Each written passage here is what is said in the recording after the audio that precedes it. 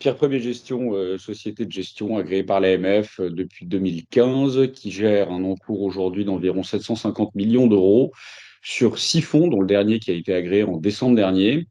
2 fonds initiaux qui sont investis majoritairement en bureaux Île-de-France et région sur du multilet et du sale-and-leaseback, qui sont des vieux immeubles Orange, France Télécom, Bouygues, qui sont au sein d'une foncière qui a été créée par les fondateurs de la société, puisque aujourd'hui, les 3 fondateurs initiaux sont Joël Vacher, Christophe Lançon et Joseph Châtel. Joseph Châtel, un peu plus connu sur le marché qui nous concerne, puisqu'il était à l'initiative de la création de DNCA Finance, qui a géré en 2015, lorsqu'il est sorti, je crois, un encours d'environ 25 milliards. Et Joël Vacher, lui, qui est un créateur de SS2I et qui a fait, entre guillemets, fortune dans l'informatique, avec la création du logiciel Cicéron, et qui s'est intéressé à l'immobilier dans les années 2000, en rachetant justement des immeubles en sale and leaseback sur des rendements relativement élevés et de la dette à taux variable non florée sur du Bouygues Télécom, France Télécom et Orange. À la suite de ça, c'est créé PPG Croissance et BKO PCI. BKO PCI, qui est un fonds aujourd'hui, donc, qui a été agréé en 2016, qui a été monté en partenariat avec le groupe Bertrand, qui est aujourd'hui le deuxième groupe de restauration en France.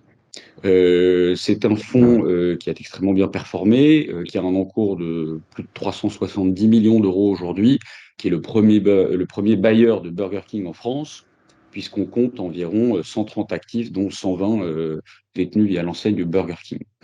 À la suite de ça, a été créé un autre fonds qui s'appelle PPG Retail, qui lui a vocation d'être le petit frère de BK, puisque ce sont des fonds qui ont des encours dont le business model a été créé en faisant relativement peu d'equity, sur la base d'un tiers d'equity, 2 tiers de dette, sur des bases de taux d'intérêt relativement bas, et qui a vocation à faire augmenter son actif net tous les trimestres grâce au remboursement de la dette. Le fonds PPG Retail compte environ une trentaine d'actifs aujourd'hui, pour un encours d'un peu moins de 170 millions d'euros. Et l'acquisition la plus significative s'est faite en 2019, puisqu'on a racheté 15 magasins Grand Frais, dont 14 dans le cadre du rachat d'un portefeuille qui était une émanation, enfin une externalisation de la foncière de Monsieur Denis Dumont, qui n'est autre que le fondateur de Grand Frais.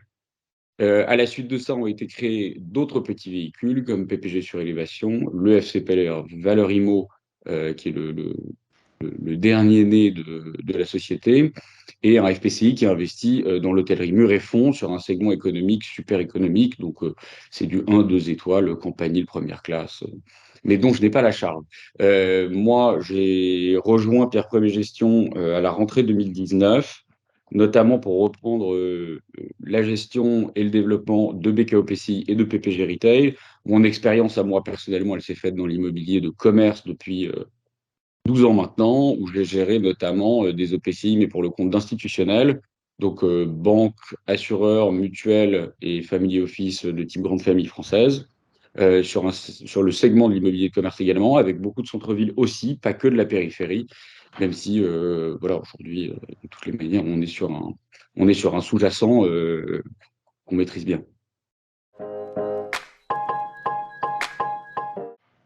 Alors, sur BKO PCI, les nouvelles à ce jour sont plutôt bonnes, comme le reste du contexte économique, si on résume l'année 2022 en chiffres uniquement, puisqu'on est dans un contexte macroéconomique que tout le monde sait très chahuté, mais avec des chiffres sur l'inflation, le PIB et les performances des fonds qui sont plutôt positives à ce jour, même si on a un avenir qui s'assombrit un peu. BKO PCI, dont la valeur liquidative et l'actif net ont été validés hier, a réalisé une performance relativement importante sur le quatrième trimestre, puisqu'on fait une performance de presque 3,80 sur les parts A, donc les parts investisseurs, qui s'explique notamment en grande partie par 3 vecteurs. Bon, le premier, le remboursement structurel de la dette et donc l'augmentation de l'actif net. Le second, c'est la livraison la quasi-livraison d'un immeuble qu'on a acheté, dont on a fait l'acquisition à Bayonne dans le cadre d'un club deal où BKO PCI est investi à hauteur de 50%. Et le reste est évidemment dû à l'inflation des loyers, puisque les dernières indexations connues sur le trimestre sont de l'ordre de 5,37 et le trimestre dernier, 4,49 ou 4,39, je crois. Du coup, on a quand même une partie du parc qui s'apprécie en termes de valorisation due à l'indexation. Alors, pour vous donner un ordre d'idée, on n'a pas répercuté la totalité de la hausse de l'indexation dans les valeurs, puisqu'on a voulu neutraliser en grande partie l'indexation via l'augmentation des taux de capitalisation et taux d'actualisation, ce qui fait qu'on a, en valeur absolue, fait diminuer la valeur des biens pour qu'elles répondent avec plus de cohérence à la probabilité du décalage qui devrait se produire sur le marché et auquel on est en train d'assister. L'idée aujourd'hui, c'est de rendre les actifs plus rentables grâce à l'inflation des loyers, mais qui est menacée aussi, puisqu'aujourd'hui, on a des locataires exploitants qui ne savent pas trop maîtriser une augmentation des coûts d'approvisionnement, des matières premières, mais aussi de leur loyer. Donc, on a énormément de demandes, alors pas de suppression, mais en tout cas de diminution de cette indexation. Et ce qu'on voudrait, c'est toujours s'assurer que les actifs que nous détenons en portefeuille soient relativement liquides, d'où l'intérêt d'augmenter ces taux de capitalisation. Pour vous donner un ordre d'idée, si on avait répercuté la totalité des indexations sur le parc, on aurait dû prendre une valeur d'environ 8 millions d'euros, plus de 8 millions d'euros sur un portefeuille qui en fait 370. Et je crois qu'on a une valeur qui s'apprécie due à l'indexation de l'ordre d'1,8 million. D'accord. Vous avez un chiffre peut-être d'indexation moyenne sur votre portefeuille sur 2022? L'indexation moyenne de 2022, c'est 4,1 ou 4,2. 4,2. Donc, ça permet effectivement d'avoir des loyers qui augmentent. Aujourd'hui, dans le contexte dans lequel on se trouve, en période inflationniste, il est vrai qu'il vaut mieux détenir des actifs tangibles. Donc c'est vrai que bon, j'aurais plutôt tendance à dire que les détenteurs de parts de nos fonds aujourd'hui bénéficient de l'inflation des loyers et une dette qui a été contractée à des taux euh, qui aujourd'hui n'ont pas de concurrence, quoi. Puisque aujourd'hui, on est sur un taux moyen d'un peu plus de 2% sur le fonds, alors qu'on a plus de 75% de notre dette qui est ou fixe, à taux fixe, ou capé avec du variable capé. Donc oui, je pense que c'est une bonne position aujourd'hui d'être détenteur d'actifs tangibles, d'actifs immobiliers ou d'actifs ou de pierres papier. Qui nous amènerait une performance globale sur l'année de quel ordre du coup? Je crois que ça fait 10,39. 10,39. Vous êtes satisfait de cette performance? C'était l'objectif? Alors, c'est un peu plus que l'objectif lié à cette indexation. Enfin, après, je suis considéré comme très conservateur par le reste de mes équipes.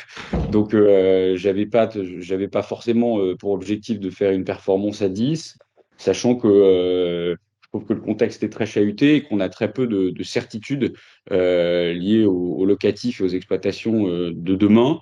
Cela dit, oui, on est très satisfait parce que, encore une fois, hein, les équipes de gestion sont investies au sein du fonds également et on considère qu'aujourd'hui, le remboursement de la dette, l'exploitant qu'on a réalise un chiffre d'affaires encore qui, je pense, va faire plus d'1,5 milliard cette année. Je parle de Burger King. Et on a encore ouvert, enfin, ils ont ouvert encore une quarantaine de restaurants cette année. Ils comptent 474 ou 476 restaurants à date. Et aujourd'hui, ils ont un plan d'expansion qui devrait atteindre. Alors, eux, leur objectif, c'est d'atteindre les 800 dans les 3 prochaines années. Je ne sais pas s'ils y arriveront, mais en tout cas, oui, on est très content de cet investissement. Aujourd'hui, la restauration rapide, c'est quelque chose qui fonctionne très bien, sur lesquels les chiffres d'affaires sont très importants, puisque c'est vraiment le numéro 2 derrière McDonald's. Euh, on a des locataires gérants et des franchisés qui tournent bien, qui remboursent relativement vite leurs investissements. Donc oui, on considère que c'est un investissement pérenne. Les perspectives sur l'échéance du fonds, donc l'échéance est toujours prévue pour juin 2031, donc 15 ans après sa date de création.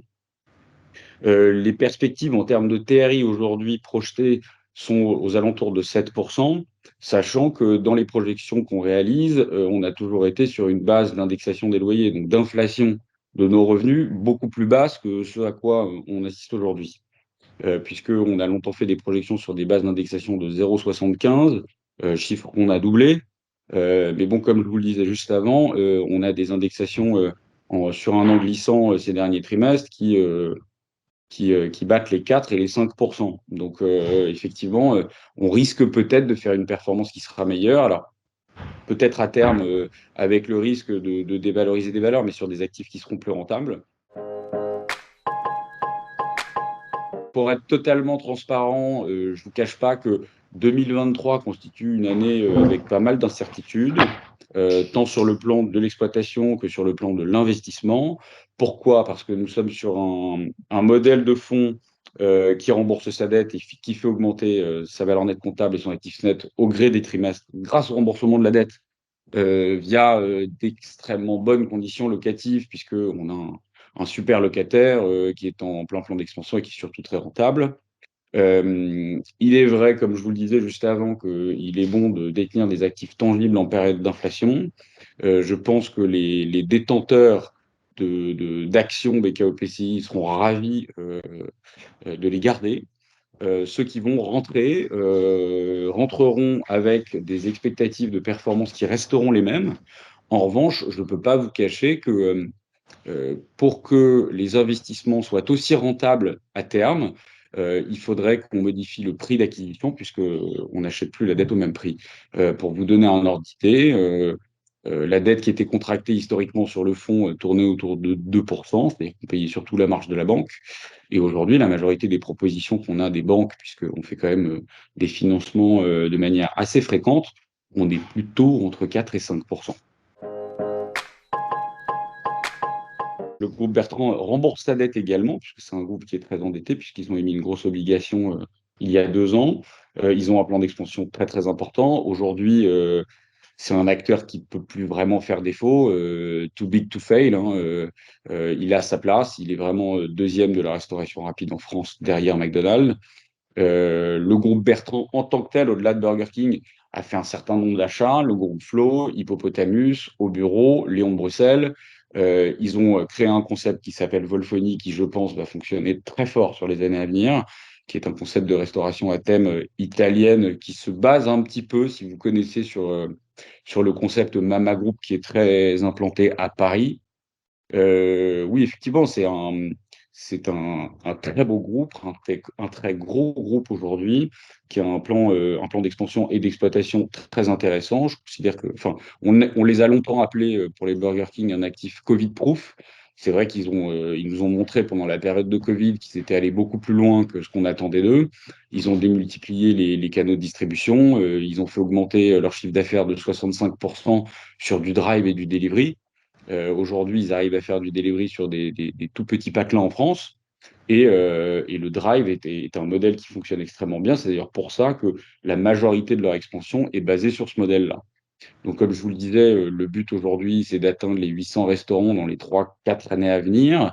Ils ont réalisé un chiffre d'affaires en 2021 de l'ordre de 1,2 milliard et je pense qu'ils vont dépasser le 1,5 milliard cette année avec une quarantaine de restaurants supplémentaires, donc une augmentation de environ 15% du chiffre d'affaires pour 10% du parc.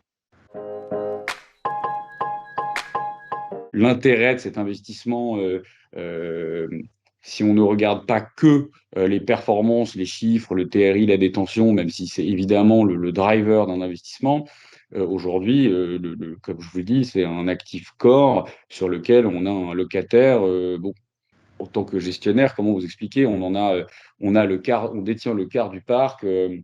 La totalité de nos loyers, c'est 100% de recouvrement, réglé le 5 de chaque trimestre. Enfin, je veux dire, et lorsque on doit avoir une discussion avec eux, comme ça a été pendant le Covid, on a décidé de les accompagner dans leurs demandes et les retours ont été extrêmement positifs.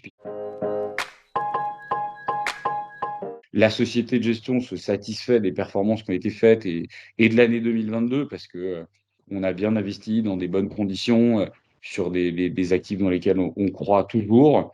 Et 2023, effectivement, il va falloir être très vigilant. Et c'est vrai que nous, on a surtout vocation à défendre la rentabilité et la performance de nos investissements avant la croissance à tout prix. Donc, on essaiera de neutraliser un maximum de risques et de maîtriser la performance qu'on a toujours délivrée.